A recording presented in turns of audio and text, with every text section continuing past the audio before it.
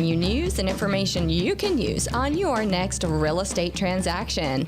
With pool season coming right along, today I want to talk about pool inspections, some of the things that you need to know about having a pool in your backyard or buying a house with a pool in the backyard. I want to remind you before we get started, though, go online and like our Facebook page over on Facebook for Houston Real Estate Radio, and you can also go to HoustonRealEstateRadio.com to see all the past videos of the show. And as always, if you've got a real estate question, give us a call, 281-882-8088. We'll be happy to answer your real estate questions right here on the air. After listening to Rhondalyn Riley with Exterior Inspections, if you've got a question, you can call in, ask your question, and we'll get it over to her, get her to answer your question right here on the air, 281-882-8088.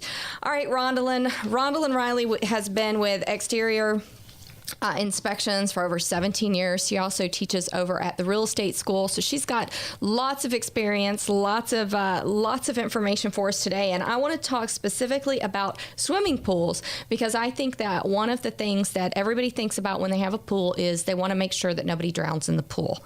But one of the big issues that's come out of having pools is the entrapment issues. So I think that a lot of people buying pools, they don't think about that. They aren't aware of it. They just think about the drowning that can happen in the pools. So I definitely want us to talk about that today.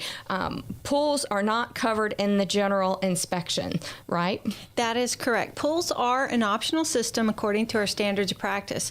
Now, so if the real estate inspector agrees to inspect the pool, they must inspect the pool to that standard, a minimum standard of care. Okay. Of course, there are certifications out there, specifically the one by the National Swimming Pool Foundation for certified pool inspectors that inspect to a higher degree. Okay. All right, so on swimming pools, let's talk about some of the safety concerns with pools, because you know, in a neighborhood where you have your pool in the backyard, you've got a fence around it. You want to make sure that other children cannot wander into your backyard. So that's important to have a good fence up. Let's talk about some of those issues that you need to be aware of when you're buying a house with a pool. Well, so first of all, if you're having the inspection, and say you didn't engage the inspector to inspect the pool because you have a pool person that you've used on your previous home or whatever the case may be, just know that the inspector that's doing the general inspection, that fence is no longer a fence and the gate is no longer a gate, but those are safety barriers, as is the walls and doors and windows of the house, if that's the only thing that prevents accidental entry into the pool.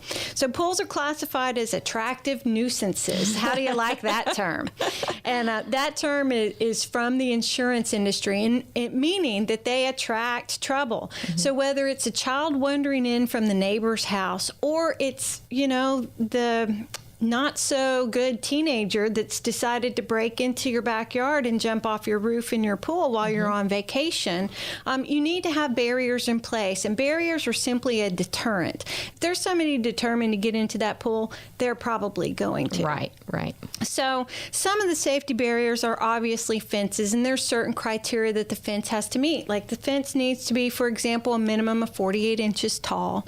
It can't be any further from dirt than 2 inches at the bottom, any further than pool structures like decking than 4 inches. Also, there's certain criteria that the gates need to meet. They need to open away from the pool. They need to be self-latching, self-closing, and they need to be capable of being locked. Okay. All right. So let's talk about some of the things that I really think that people who are buying a house with a pool need to be aware of. And one of those, the obvious one is drowning. Let's talk about entrapment. All right. So entrapment is the most common form or reason why especially children drown. And, you know, the thing about drowning is that it is one of the number one killers of children.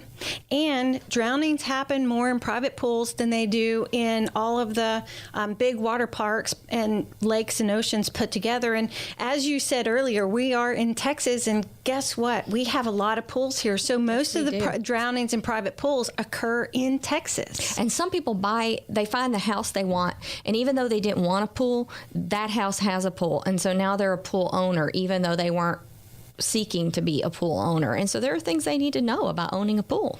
So entrapment occurs when, say, for example, the suction fittings on the pool have not been retrofitted to comply with the Virginia Graham Baker Pool and Spa Safety Act. We just call it VGB for short. It's so much easier.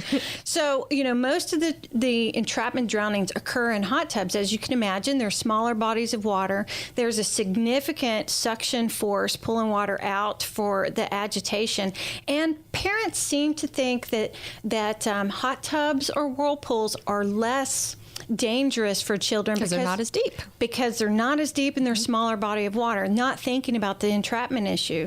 So, single main drain covers on pool drains or drains in whirlpools or hot tubs are a big item. They were required to be retrofitted in 2009. All commercial pools had to be retrofitted in 2009, and those pool covers or anti-entrapment covers actually now are starting to expire. They only have a serviceable life of 5 years or 7 years. So if it has been retrofitted, then it's probably time to do it again. And if a homeowner is maintaining their own pool, they don't have a pool service company telling them, hey, this is a new law and you're not precluded from complying to it, they might not even be aware that they're supposed to have anti-entrapment drain covers. Right. So if you need to have these replaced, or if you've never had them replaced, you need to get it done. Do you have to drain the pool to do it?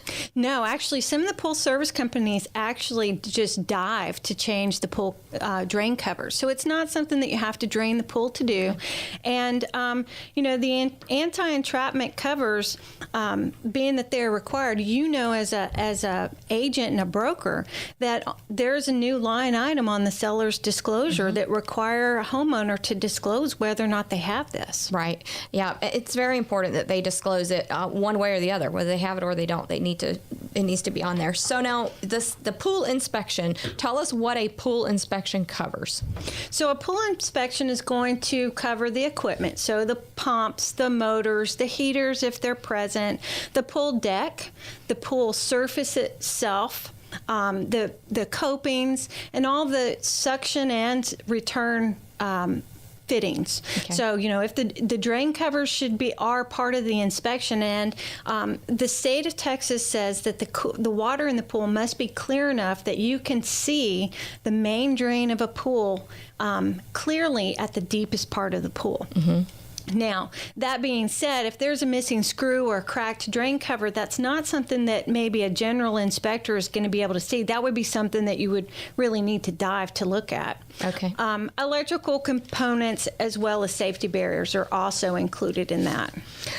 Pool covers. What do people need to know about pool covers? Well, pool covers is one way that you can bypass or keep from having to have an alarm on that back door. So you can have an automated pool cover that meets the ASTM criteria. The ASTM is it's F1346-91, and what basic criteria is that pool cover needs to be capable of supporting 475 pounds of weight and evacuate water within 30 minutes. So basically, it needs to be strong enough that if somebody fell over into the pool, it would keep them out of the water, and it would be strong enough that the pool cover wouldn't envelop that person and then become trapped and drowned. Okay, all right. Let's talk real quickly about salt versus chlorine. Do you recommend one over the other?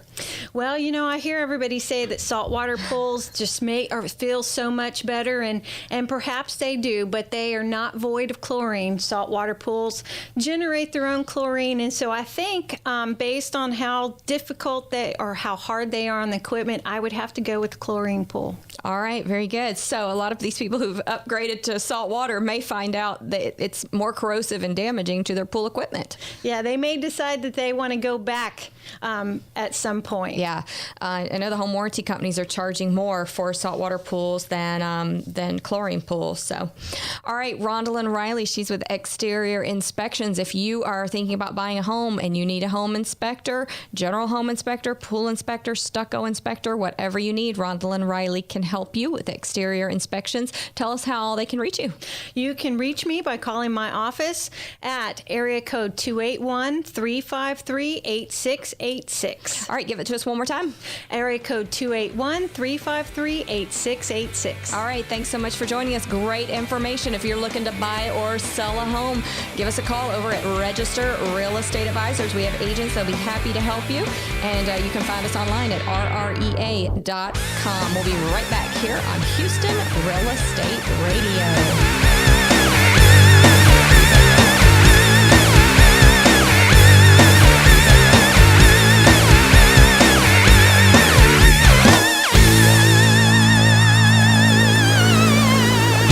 RREA Media has an exciting new product available to companies and organizations who are teaching classes and want to offer those classes online. Introducing Easy Distance Learning.